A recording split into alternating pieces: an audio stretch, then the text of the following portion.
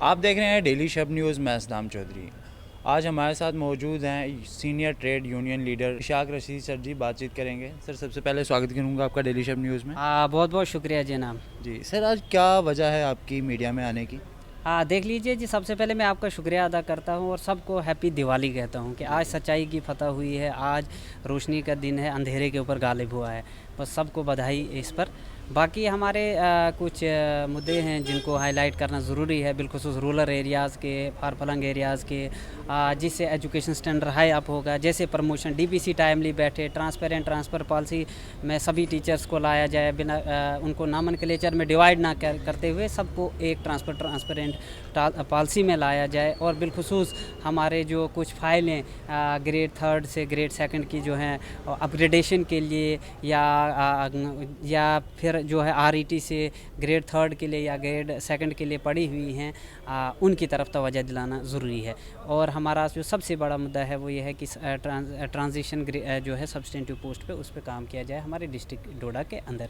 बाकी आपने देखा है कि आज जो है असातिज़ा तनदेही से काम करते हैं और हम सबको काम करना चाहिए, we are paid for that. लेकिन कभी कभार ऐसा होता है कि कुछ ऐसा सर्कुलर आता है जिससे टीचिंग कम्युनिटी के जो सेंटिमेंट्स हैं हर्ट होते हैं। ऐसा नहीं होना चाहिए। कभी एक नाम दिया जाता है, कभी दूसरा नाम दिया जाता है, कभी तीसरा नाम दिया जाता है। पता नहीं कहाँ से ये नाम लाते हैं और कौन लाता है, मुझे समझ नहीं आई। तो मेरी मौतबाना गुजारिश ये है कि इस किस्म के सर्कुलर्स और मीडिया से, आप फोर्थ पिलर ऑफ डेमोक्रेसी हैं, आपसे जो है मेरी गुजारिश है कि जब भी कोई सर्कुलर आता है ना, उसको किसी एक मोड ऑफ रिक्रूटमेंट के साथ मंसूब ना किया जाए। उस तरह जो है वो परेशान हो जाते हैं। फिर परेशानी की हालत में कभी सोशल मीडिया में आना पड़ता है, कभी मीडिया में आना पड़ता है अपनी आवाज़ को बताने के लिए। ऐसा नहीं होना चाहिए, क्योंकि जो आर्डर होता है उसको अच्छे से पढ़ा जाए। ये मेरी एक रिक्वेस्ट है, उसको अच्छे से पढ़ा जाए। जैसे अभी पिछले दिनों एक आया था आर्डर कि थ्रेट ऊपर से लिखा है उसको,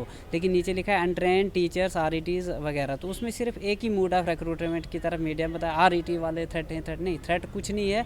मेरी मौतबाना गुजारिश है कि वो थ्रेट वाला लफ्ज़ निकाल दिया जाए। ये वो स्कीम है जिस स्कीम ने रूरल एरियाज़ के जंग-ओ-लौदा स्कूलों को खोला है।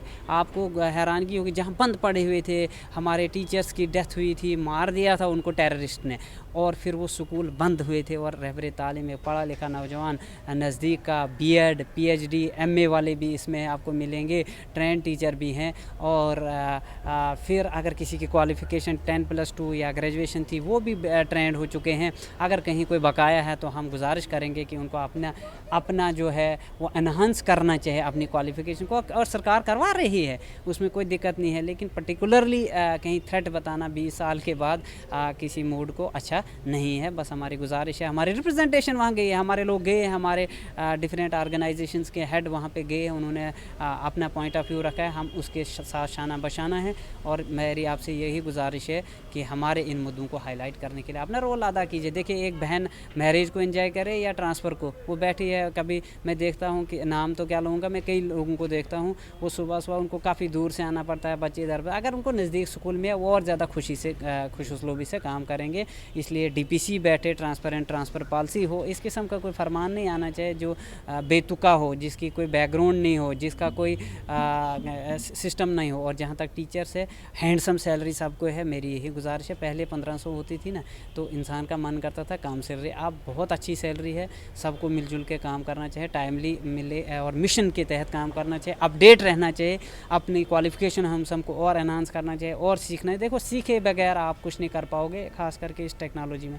लेकिन अगर कहीं कमियां हैं, उनको प्रॉपर चैनल से दूर किया जा सकता है। लेकिन अंधाधुंध सबको एक ही लाठी से हाँकना, ये नाइंसाफ़ी। जी सर, मैं एक बात जानना चाहूँगा आपसे। जो आपने अभी ये सारी बात कही, इसमें आपको कौन से जो मुद्दे हैं जो आपने हाईलाइट करके एडमिनिस्ट्रेशन को बताना चाहते हैं? देखो, सबसे पहला मुद्दा ये है कि हमारे डायरेक्टरेट में कुछ ग्रेड सेकंड ग्रेड थर्ड की फाइलें जो है वो पड़ी हुई हैं टीचर्स की, उन पे काम होना चाहिए। डीपीसी पे काम होना चाहिए। Transparent transfer policy, annual transfer drive RET recruitment mood के लिए भी होना चाहिए। ये हमारे पीआरटी, बाकी जीपी वगैरह के रिलीज़ के बारे में बात हो चुकी है और वो भी इंशाल्लाह होना चाहिए। बस ये हमारे मुद्दे हैं। सर मीडिया में आने से पहले क्या आपकी बातचीत एडमिनिस्ट्रेशन से हुई है? हाँ जी, कई बार होती है और होती रहेगी इंशाल्लाह, ऐसा कुछ नहीं है। हमारे लोग जाते हैं, जाते भी रहेंगे, हम कई बार गए भी हैं और प्रॉपर चैनल वही है।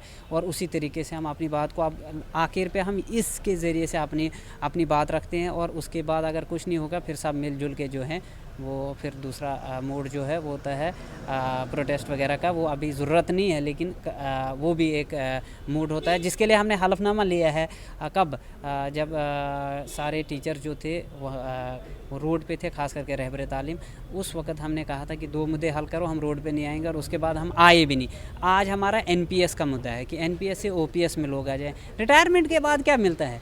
पेंशन ही मिलती है। वो जब नहीं मिलेगी तो क्या फ़ायदा है फिर एक कर्मचारी बनने का, अपना पूरा खून जिगर पूरा जो है वो सरकार को देने का। और आखिर पे अगर पेंशन भी ना मिले, एक आध लोगों को मिली ना इस न्यू पेंशन स्कीम के तहत, उसमें तो आप हैरान होंगे। वो बिल्कुल ही काबिल मज़म्मत है।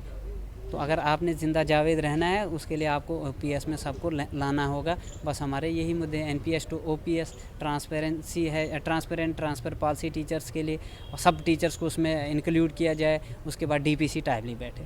चलिए मैं आपसे एक और बातचीत जानना चाहूँगा कि ये जो आपने सारा मुद्दा बताया, ये आपके एरिया जैसे डोडास की आप बात कर रहे हैं, वहीं की बात है या और भी टीचर्स के साथ? नहीं, एनपीएस पूरे कंट्री लेवल का इशू है। कुछ स्टेट्स में हल भी हुए हैं और हम चाहते हैं जम्मू कश्मीर यूटी में भी ये हल हो और हमें यूटी के ग्रेड मिले। हाँ, क्योंकि जिस तरह यूटी के ग्रेड होते हैं ना टीचर्स को, वैसे ही हमें भी मिले। हमारी ये डिमांड है। जी, बहुत बहुत शुक्रिया। Thank you sir, thank you. तो ये थे हमारे साथ senior trade union leader Ishaq Rashid ji. आप सबका इस पे क्या कहना है आप भी कमेंट सेक्शन में ज़रूर बताएं। और भी इसी तरह की मज़ीद अपडेट के लिए जुड़े रहें हमारे साथ, देखते रहें डेली शब न्यूज़।